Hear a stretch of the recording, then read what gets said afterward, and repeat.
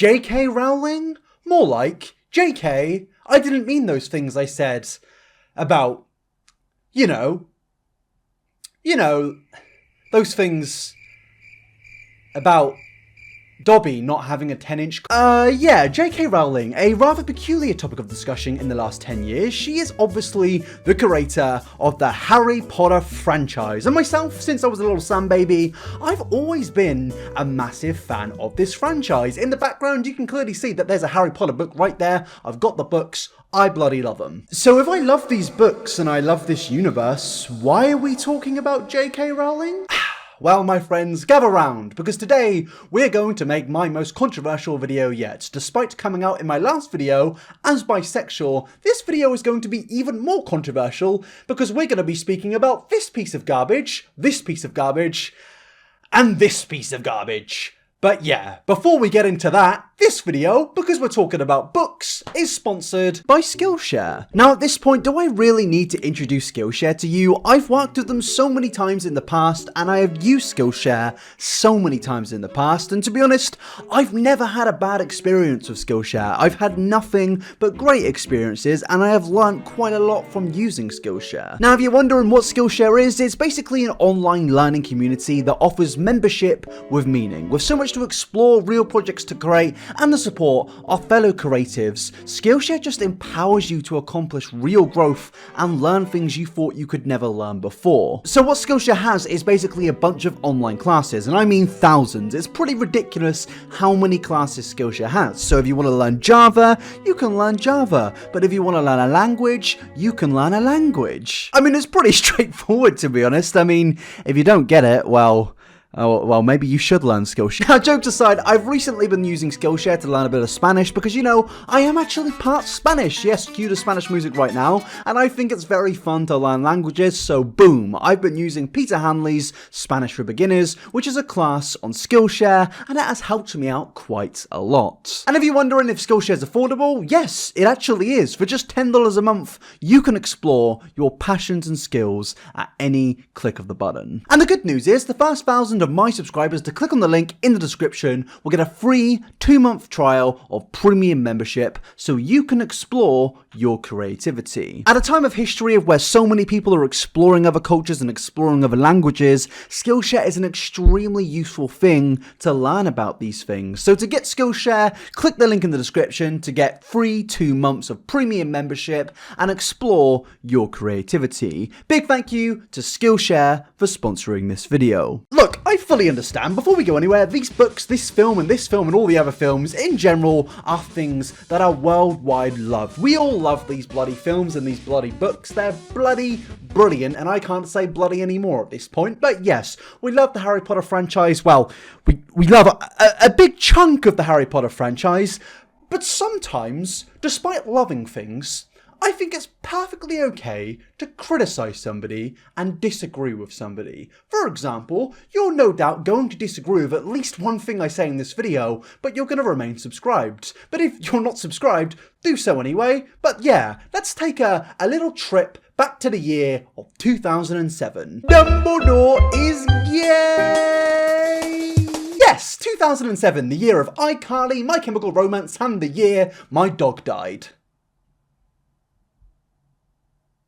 Oh. Because 2007 was obviously the year that JK Rowling finished the book franchise, but also the year where JK Rowling announced that Dumbledore and Grindelwald had been having a bit of the old on the side whilst planning world domination. Just two wizards fucking kissing while they plan to take over the Muggle world. But you know, obviously he didn't do that, but given the fact that this film exists, maybe you just should have, Dumbledore. Maybe you should have just took over the world so we didn't have to see this film.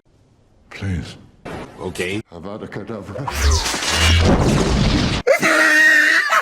I mean, maybe he should have stayed with big old Grindy, because it didn't exactly work out well, did it? You're bloody dead, Dumbledore. Well, I mean, it worked out quite well. He planned it, didn't he? Planned it.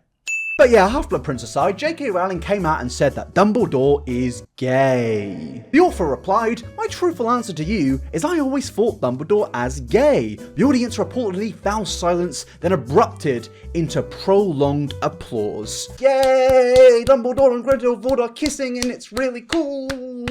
It is actually really cool. Johnny Depp, he's a good-looking bloke. Rowling 42 continued, "Dumbledore fell in love with Grindelwald, a bad wizard he defeated a long time ago, and that added to his horror when Grindelwald showed himself to be what he was. To an extent, do we say it excused Dumbledore a little bit more, because falling in love can blind us to an extent. But he met someone as brilliant as he was, and rather than Bellatrix, he was very drawn to the brilliant person and horribly, terribly let down by him." Now, despite Dumbledore not having a YouTube coming out video, I feel like at this point all of us know that Dumbledore is gay. I think there's this big meme about, hey, JK Rowling is making you gay now, and you're bisexual because JK Rowling said so. But personally, jokes aside, because they are pretty funny jokes, but jokes aside, I actually really like this change. And people will say, well, why is it not in the main films? Well, if I had a secret love affair with one of the greatest dark wizards of all time, I probably wouldn't say it either. Can you imagine if you had a little bit of a thing with Genghis Khan before he decided to take over half the world? You probably wouldn't want people to know that. Well, why is it not in the Crimes of Grindelwald? It kind of is, and there are still 3 more films to come, but he does say in this film that him and Grindelwald were closer than brothers, which is an obvious hint that him and Grindelwald have got to have the old kissy-kissy on the side every now and again. But yeah, surprisingly, I actually really like this. I think it adds a really cool dynamic to Dumbledore. He is flawed in the fact that his romantic interest in Grindelwald is making him have more conflict because he doesn't want to fight his previous lover, therefore making Dumbledore a more compelling character. I think it really adds a nice and interesting dynamic to Dumbledore, rather than him just being the nicest guy in the world who's the most powerful wizard who defeated Grindelwald. I think having that secret love affair is actually a really cool story. And look, if you're mad that this wasn't even a thing before the Deathly Hallows and JK Rowling just changed this thing, authors and writers change things all the time. Did you know that Darth Vader wasn't originally planned to be Luke Skywalker's father? Authors can change things to make stories more interesting. Let's be real, does it affect you in a negative connotation that Dumbledore is gay? No, it only makes The Crimes of Grindelwald a little bit better. This film is dog shit, but Dumbledore and Grindelwald are the only good things in it because there's clearly been a history between them. This change is good. It gets a clap from me and a tick on my checkbook, but to be honest, this is the last real contribution to the franchise, which in my opinion was actually good. Since this contribution, things haven't been too good. And that's why I wanted to kind of get this out of the way and be like, yes, JK Rowling, you made Dumbledore gay and that was good. But since then, dark times, Harry. Dark times. Harry Potter and the Cursed Child. Now, even if you're still to this day a JK Rowling supporter despite all of the controversy, can we just all universally agree on one thing, that this thing sucks? It is just big poopy. What the bloody hell was that all about? JK Rowling created a sequel to the Deathly Hallows involving Harry Potter's children and Voldemort's daughter, and we'll get into the logistics of that, and she didn't write the story herself. Sorry to interrupt, Fraser, but I hear you're making a video about JK Rowling, and you're kind of stepping into my territory over here. How would you feel if I started making videos about Eugenia Cooney or something? Wouldn't feel good, would it? I actually feel like this would be pretty hilarious if Seamus just came out of a video saying, everything wrong with Trisha Paytas. I don't know. Maybe you should try it. Hi everyone, it's me, friend of the inabber channel according to the People I Like section, or the binabber channel. Yeah, I'm straight. I think I'm going to be officially the first person who's ever made one of those jokes in his video, so I'm very proud of myself for that. Fraser sent me a message earlier today saying, oh my god, do you want to do a quick clip on the Cursed Child? And I don't like the Cursed Child. Is that good? Can that be it, or do you want a bit more? So I guess I'm just gonna say everything I can as quickly as I can, okay? I don't know why they felt the need to make the cursed child. JK Rowling, firstly, she didn't really write it, but she put her name in the title. It's called JK Rowling's Harry Potter and the Cursed Child, which is kind of confusing because, as I said, she didn't write it, so I don't know the definition of a ghostwriter, but is that technically a ghostwritten book? But what really annoys me is it takes place after Harry Potter. They didn't need a sequel to Harry Potter. We already know this. But then, because it takes place after Harry Potter and nothing really interesting is happening after Harry Potter, they use time turners to go back to the events of Harry Potter, really just trying to go back to when it was good, and then just change the way time turners work from the Prisoner of Azkaban in this story. So now there are like all sorts of parallel dimensions and different stuff, and it's just really confusing. Like, there's a version of events where Voldemort won, and they actively go to that version of events, and Cedric Diggory becomes a Death Eater. I don't know, it's really, really bad. Yeah. He's pretty much banged it on the head there. Banged the nail in the wooden thing in the wall. He's got it right. She made a story that she didn't write, and then she put her name on the front of the sequel to bring in more attention from more Harry Potter viewers, despite people saying, this story isn't written by JK Rowling, but it's on the front of the bloody poster. So then more people come in to watch this, realise it's terrible, it gets bad reviews, it's a clear decline in writing from JK Rowling because she's given her franchise to somebody else and not written herself, despite clearly saying it's a JK Rowling story. And I feel like this clearly shows that she does not care about the franchise as much as she used to, because who would write a sequel to a franchise which they don't own? I mean, can you imagine the sequel to The Return of the Jedi was written by somebody else that isn't George Lucas? Oh. Who are you? I'm Rey. Rey who? Rey Skywalker. No! This isn't real. This didn't happen last December. In fact, the last 5 years have just not happened. Currently, we're still living in an era where the only thing which has come out of Harry Potter since 2007 is that Dumbledore and Grindelwald have the bit of the old on the side. That's where we're at now. Sadly not, but let's continue. Either way, I can't get too mad at George Lucas because the fan base was going after him and he was basically swindled by Bob Iger's big, evil, sweaty face. But JK Rowling, on the other hand, she still owns this franchise, and as far as I know, she has full creative control of this franchise and has practically allowed the story to be completely decimated. Let's go over some of the plot points. Hagrid is dead, Harry Potter is a bad dad and tells his son that he wished he had never had him, and he also hates Draco Malfoy's son. Because, you know, if there's one thing we've learnt from 2 Wizarding Wars and Lord Voldemort, Tom Riddle, whatever you want to call him, is that neglecting a child is obviously a really good thing. I can make bad things happen to people who are mean to me. A few moments later. Yeah, neglecting children and they become the Dark Lord of the Wizarding World and eventually the Dark Lord of the whole world. Yeah! Shut up, Harry Potter. That wasn't written by JK Rowling, but at the same time, if it was JK Rowling's writing, I still would have high doubts about it. Shut up, Harry. Shut up. But also, in complete weird land, Petunia was randomly killed. She's dead, 6 feet under in the mud. She's dead. I don't know why. And then Cedric Diggory comes back and he's evil and apparently he kills Neville. And I don't know, man. I don't know. And Voldemort and Bellatrix have a kid, which just kind of conflicts the whole story because the whole point of Voldemort is that he can't feel love because he was conceived under a love potion by his mother, and then the father went away, and then the mother died, and then Voldemort killed the father, and he can't feel love, but he still manages to have a child. Why is this a thing?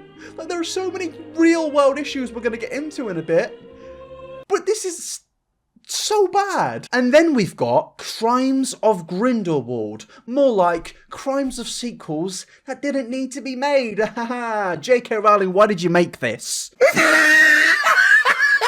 Now this film is bizarre. And this film was actually written by JK Rowling, partially.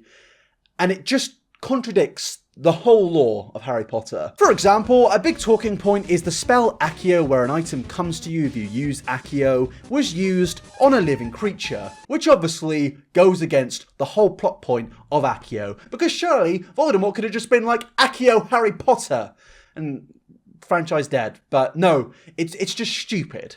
And then Professor McGonagall makes an appearance, and the problem is here, McGonagall's not alive yet in this timeline. She isn't even been conceived Makes no sense. And then also the Mirror of Erised shows a flashback and not a greatest desire. And then, I don't know, the man lost his memory and then it comes back because he only had no negative thoughts. Therefore, the memory loss charm didn't work on him, which actually makes no fucking sense. It makes no sense. And then his girlfriend or wife, I don't even know at this point, uses a potion, a spell on him to make him follow her everywhere and love her no matter what. But the thing is, he already loved her, so they've decided to make her pretty much evil for no reason, and then she gets mad at him.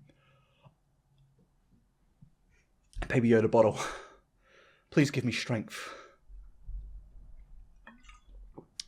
Just tastes of water that I put in this bottle 6 hours ago. Look, when it comes to JK Rowling's universe and the customization of whatever she wants to do to it, she can do whatever she wants. But that doesn't mean that she can't also contradict everything. I mean, there are pages dedicated to the weird retcons that make no sense in this universe now. Sure, you can make sequels and movies all you like. It's your universe, it's your thing. But in my opinion, I can just see a clear and utter decline here. Because it shows that, to me personally, this is all a cash grab now, and maybe you're being pressed by companies which we don't know about to make sequels, but to be honest, surely you could just take time into making these things good.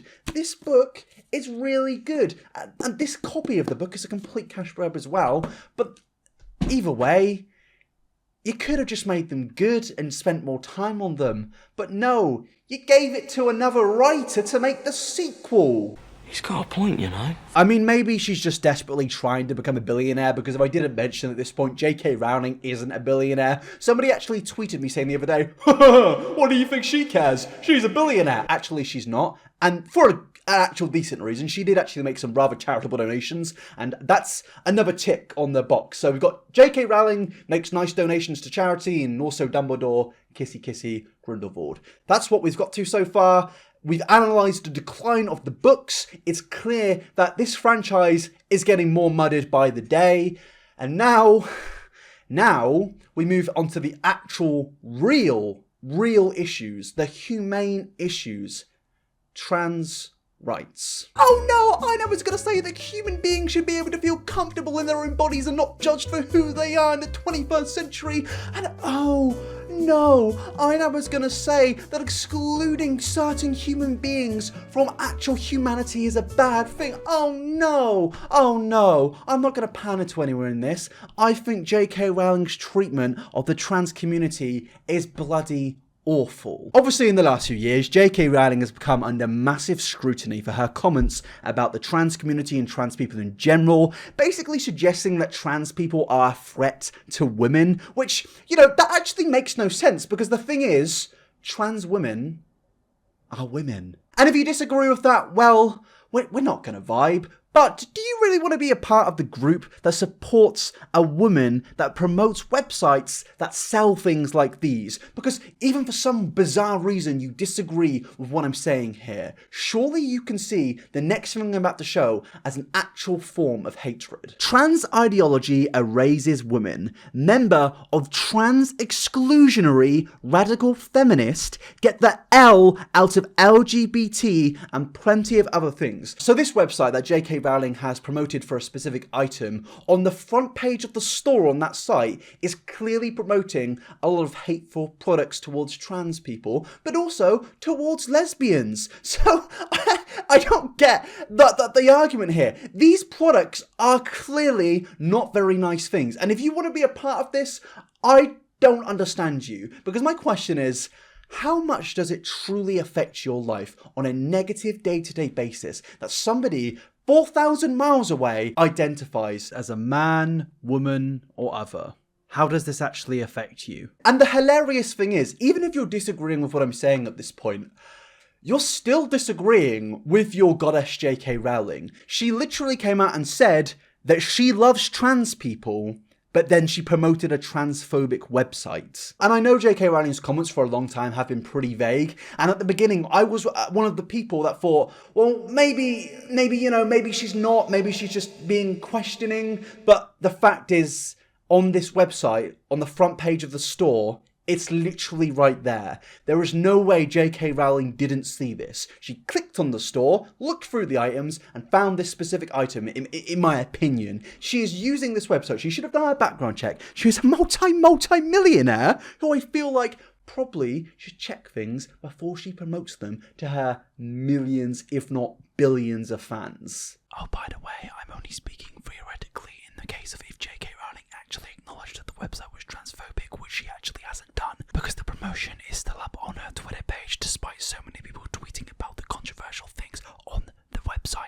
And if you're still not agreeing with me, how about JK Rowling's comments that autistic girls are overrepresented in trans people transitioning? For one, if an autistic person is choosing to transition, why is this being used in a negative connotation? An autistic person is a human being like me, like you, like anybody else, just as a trans person is a human being like me or like anybody else. If an autistic person chooses to transition, that is their choice, not JK Rowling's choice, not anyone else's choice, not my choice. As a human being, the whole point of this life thing is we can kind of make choices on our own will. That's the great part about this whole world thing, you know? Misogyny is a word that is constantly used to basically deflect my arguments in this situation. And I never use the word gaslighting because it is one of the most overused words on Twitter when people don't even know what it means. But I feel like I'm being gaslighted here because how is saying trans people should have rights misogynistic? All we're doing is saying respect human beings for their choices. You saying that trans people shouldn't do certain things is transphobic, but also misogyny, because these people are women. Now, if you're still questionable on this, a guy called Andrew Carter put out this amazing thread where he basically just went through this whole thing to do with JK Rowling's history and discussed it. So if you want to go read it, there is a link in the description, because I'm not going to go through every single JK Rowling controversy because, to be honest, there are so many, but I did actually interview somebody who is actually trans, a person called Theodore, who is genuinely a really nice dude, because I fully understand that this conversation is obviously controversial. So maybe hearing from a trans person their personal opinion on it, it might change other people's opinions on it and make them feel a little bit more empathetic. I asked, are you a Harry Potter fan and did you grow up reading the books or just in general enjoying the universe? He then replied, yeah, I was a huge fan of the books growing up and then the wizarding world itself until fairly recently. Which alone, without going into any more depth, is genuinely quite sad. Like, how can anyone not feel sad seeing that somebody can no longer enjoy a universe because the creator of the universe, who they perhaps actually admired, looked up to and loved at one point, is now exclusionary towards who they are as a human being? I then said, hate to get to the point, but does it disappoint / upset you? And then he replied with, it does upset me, but more so for the kid I was than who I am now, I guess. It's frustrating to know that a creator I looked up to so much growing up essentially just refuses to see me for who I grew into. But I guess we kind of saw it coming for a while. There's been hints of this over the last few years, that she was maybe transphobic, so she then went and finally went off with this crusade, and it's like, well, this sucks, but it's not really surprising. How does that not make somebody sad? Like, even in the most bizarre world, which I completely disagree with, if you disagree with who he is, surely you can be sad over somebody who no longer feels like they can really be a part of this because the creator just isn't accepting towards them, man. Like, that's just sad. Like, it's just really sad that this great book of series is now basically rejecting certain human beings for who they are. Like, humanity is about growth, and you can grow into different humans, and maybe in 10 years, you'll be a completely different person, you know? What's the difference between this guy growing into somebody else, you know? What's wrong with that? It's humanity. As somebody who is a firm believer in trans rights, I do just get sad to see where JK Rowling is going with her social beliefs. And honestly, I do just have to say, JK Rowling, you just need to focus on the real issues. The real issues that you made it canon that wizards shit themselves and then magic it away. That's an issue JK Rowling should focus on. But when it comes to fictional stories in the future, can I really support these when the creator of these new fictional stories is so exclusionary towards friends of mine, people who I'm genuinely close with, and just in general, normal human beings? Because if somebody's going to get upset at me that I'm defending my friends because somebody is exclusionary towards them, Well, I don't get that, man. I don't get that. Just look at how it comes to gay rights. 150 years ago, or even now, people didn't see gays as normal human beings. Thankfully, nowadays, bisexuals, gays, lesbians are being accepted by quite a lot of people, but there's clearly still this massive stigma towards them and this stigma towards trans people. Imagine you're watching this right now and you disagree with my statements towards trans people, but you're happy for me because I'm bisexual. How can you be happy for me for being bisexual, but then be against trans people? That doesn't make sense, because 100 years ago, we were all disregarded completely. So I just don't understand. Please, if you're really, really mad at me right now, just go speak to a trans person. Don't listen to me. Go speak to a trans person. So the question I want to ask you all today is, can you separate art from the artist? That's something which I want you to go and answer in the comment section for me, because I genuinely don't know. Now, to end this video, going back to this universe and the books and the films, there are apparently 3 more Fantastic Beasts films to come, and I just don't understand how you're taking that all from like one short story. It's absolutely bizarre to me, but hey ho, that's not really the bigger issue in this. I know this video started off as more fun, but I kind of wanted to draw you in and then get on to the serious issues. But yeah, thank you so much for coming along. Please subscribe if you're new, and please like this video. I can imagine this video is going to be bombarded by people who disagree with my beliefs on trans rights, so please like this video. That would really, really help this video. And follow my Twitter at inabber69 and my Instagram at inabber. It's all there. Thank you so much for coming along, people, and I'll see you in the next one.